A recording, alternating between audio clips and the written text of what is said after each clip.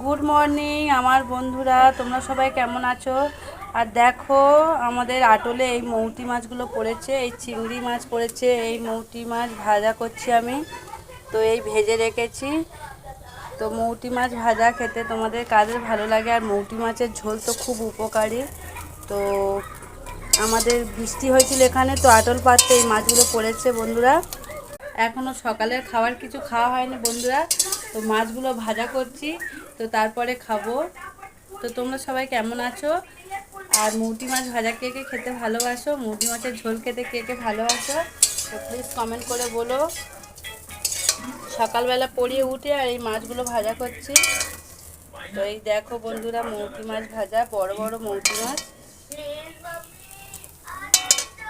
সবাই আমার ভিডিও দেখো প্লিজ, সকলে মিলে আমার পাশে একটু থেকো বন্ধুরা, যাতে আমিও কিছু করতে পারি জীবনে।